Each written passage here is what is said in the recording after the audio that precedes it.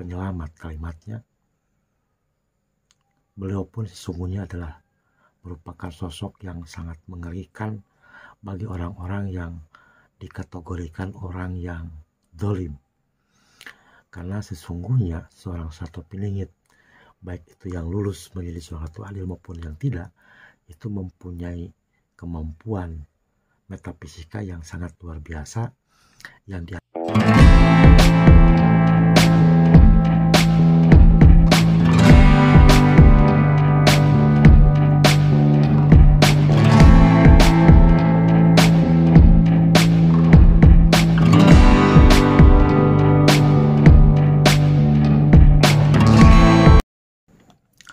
Bismillahirrahmanirrahim. Assalamualaikum warahmatullahi wabarakatuh. Selamat Hari Idul Fitri bagi warga yang sudah melaksanakan pada saat ini atau sedang melaksanakan sholat Idul Fitri. Mohon maaf lahir dan batin. Pada kesempatan kali ini, seperti janji saya sebelumnya, yaitu untuk membahas Sato Piningit setelah bulan Ramadan, apa yang akan beliau lakukan pada saat bulan Ramadan telah usai. Sesungguhnya Sato Piningit itu di sisi sebuah kebaikan atau dia seorang penyelamat kalimatnya, beliau pun sesungguhnya adalah merupakan sosok yang sangat mengerikan bagi orang-orang yang dikategorikan orang yang dolim. Karena sesungguhnya seorang Sato Piningit, baik itu yang lulus menjadi seorang Ratu Adil maupun yang tidak, itu mempunyai kemampuan metafisika yang sangat luar biasa yang di atas rata-rata manusia biasa. Ada kategori seorang Sato Piningit yang tidak lulus pun memiliki kemampuan ilmu yang sulit untuk diterima oleh nalar. Sedangkan bagi seorang Sato Piningit yang sudah lulus menjadi seorang Ratu Adil, bahkan ada kemungkinan, kalau saya baca di beberapa referensi itu, kemungkinan munculnya seorang Al-Mahdi, ada kemungkinan bahwa beliau sudah bisa menggunakan pasukannya yang tidak terlihat oleh mata, tidak nampak oleh mata. Kalau dulu di zaman Kerajaan Sunda Galuh, ada yang namanya Laskar Ababil, yang terdiri dari Laskar Hitam, Laskar Setan, Laskar Kobra, Laskar Maung, dan terbagi terpecah-pecah menjadi 7 laskar yang sulit untuk ditembus atau sulit untuk dihadang oleh siapapun, baik oleh senjata canggih sekelas apapun. Itu sudah pernah terbukti setelah terjadinya Perang Bubat. Mungkin itu satu-satunya yang terpelihara oleh pewarisnya Kerajaan Sunda Galuh sampai hari ini dan mungkin sampai akhir zaman nanti. Jadi selama adanya pasukan hitam atau laskar hitam atau pasukan Ababil, apapun namanya, yang dimiliki oleh kerajaan terdahulu, salah satunya adalah Kerajaan Sunda Galuh, hanya pernah dipakai 1 kali untuk penyerbuan ke kerajaan terdahulu. Setelah Perang Bubat, kemudian Perang Sanusukan, dilanjutkan dengan Perang Pajan, dan tertulis di dalam Prasasti Horen.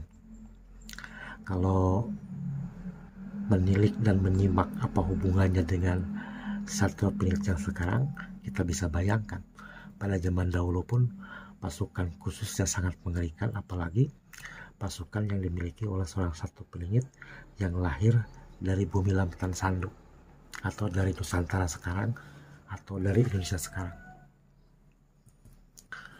Dengan di bulan Ramadan pada kali ini merupakan bulan Ramadan yang sangat spesial bagi seorang Sato Piningit, di mana merupakan bulan terjadinya, yaitu yang pertama adalah gerhana matahari hibrida.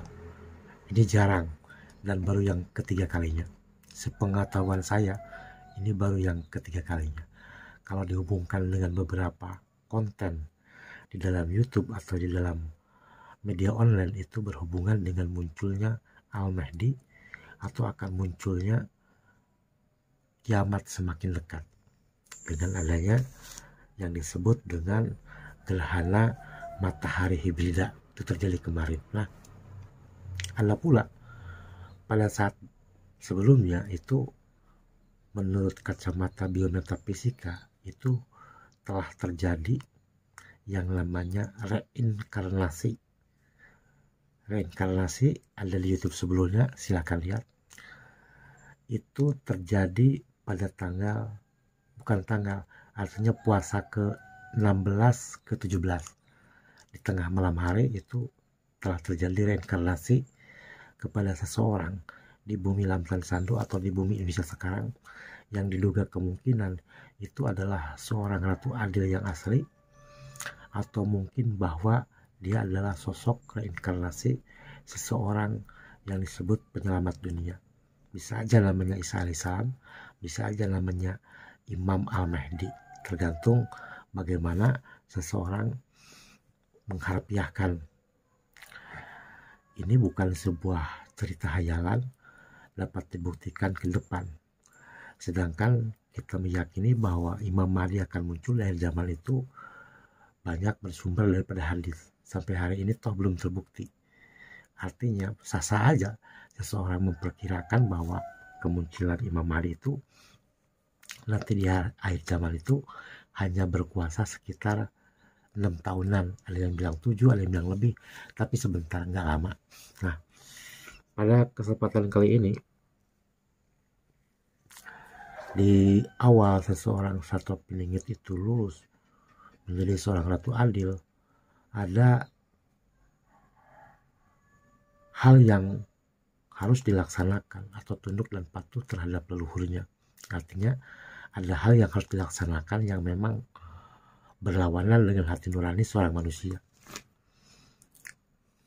Ketika leluhurnya mungkin dari Majapahit atau mungkin dari Pajang atau mungkin dari Kutai Kartanegara atau dari mana, yang namanya rajanya itu sejak zaman dahulu itu dihianati oleh Londo Ireng. Ada kemungkinan setelah Lebaran nanti merupakan ajang di mana balas dendam itu dilaksanakan. Kalau kerajaan Sunda Galuh keturunannya itu sampai hari ini disisihkan.